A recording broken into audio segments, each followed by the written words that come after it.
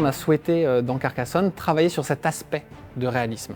On a travaillé avec des historiens pour s'assurer que tous les matériaux, que tous les éléments qu'on allait créer correspondaient au mieux à cette époque. On leur a posé plein de questions sur la taille des épées, le poids des épées, une journée pour quelqu'un au Moyen-Âge avec combien de messes, combien de tours de garde. Et avec ça, on crée plein de petits détails, on rythme le monde et tout de suite il devient plus crédible. Nous avons travaillé à un projet qui est à l'interface de la technologie, de l'art, des sciences humaines. Et donc il a fallu rendre cette immersion la plus convaincante et la plus juste possible du point de vue de l'histoire. Tout ce qui est création des environnements 3D, c'est passé par la rédaction de fiches. C'est un travail de longue haleine en fait de recréer un monde parce qu'il y a tellement de détails à reproduire que c'est des recherches constantes de nouvelles sources, de nouvelles informations. La restitution de la cité dans son ensemble a été rendue possible grâce à une modélisation 3D en nuage de points qui a permis une base de travail des plus solides. On a imaginé 27 zones de 300 mètres carrés sur 21 lieux différents avec plein de détails cachés, plein de petits dialogues, plein de petits éléments qui gratifient aussi le fait d'être curieux et de se balader dans ces lieux. On a été assez créatifs pour certains espaces, notamment la salle disparue au-dessus de la cour du Midi, donc, dans laquelle travaille le sénéchal, à partir de maigres sources et de témoignages en fait, d'archéologues, de beaucoup d'hypothèses. Le Duc a laissé beaucoup d'aquarelles, des dessins sur lesquels on a pu se baser pour certains endroits. Mais il s'agit d'une restitution presque ex nihilo, restituer le décor peint de l'ancienne cathédrale alors qu'il n'en reste pour ainsi dire rien. Et pour l'ambiance sonore, on a eu à cœur de travailler sur cette notion d'écho et de spatialisation du son. Et dans ce monde virtuel, vous pouvez entendre que le son résonne parce que vous êtes à l'intérieur d'une tour au milieu de soldats. Ou vous pouvez également sentir le vent, entendre le vent autour de vous parce que vous êtes tout en haut des remparts.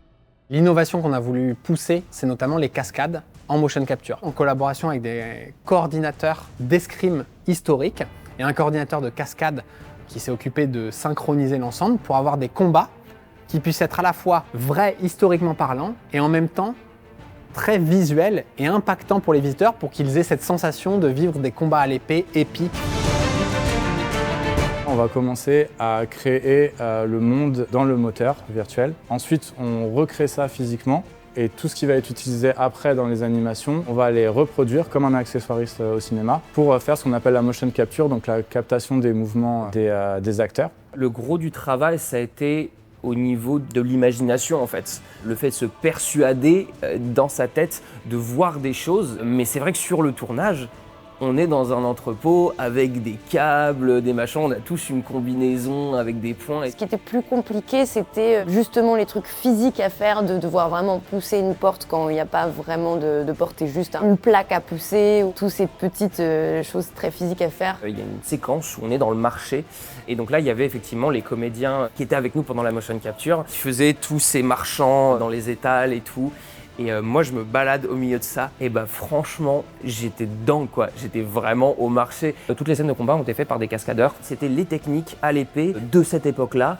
C'était assez marrant de découvrir ça. Au Moyen-Âge, si on est gaucher, on est considéré comme diabolique.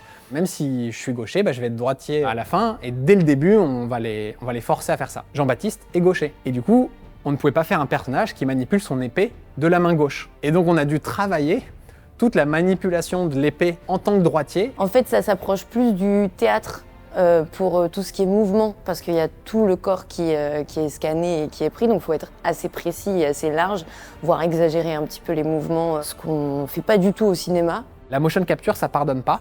Chaque mouvement est visible. Il nous fallait passer par là, par la case cascade, par la case mouvement dynamique, pour provoquer la même sensation aux visiteurs que s'ils avaient pu être devant un champ de bataille. Pour renforcer l'immersion et la crédibilité de ces éléments-là, il fallait que nos personnages puissent réagir. On peut voir par exemple Simon se faire projeter par un boulet lors d'une explosion en haut d'une tour. C'est un moment marquant pour les visiteurs qui a pour but de renforcer l'immersion, mais avec cet aspect spectacle, grandeur nature.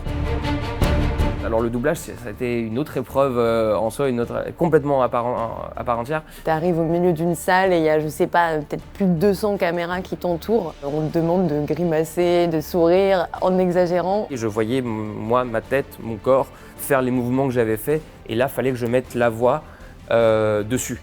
La difficulté, c'est justement ça, c'est retrouver les intentions de jeu et l'énergie des répétitions en étant juste dans une salle sans pouvoir avoir les mouvements.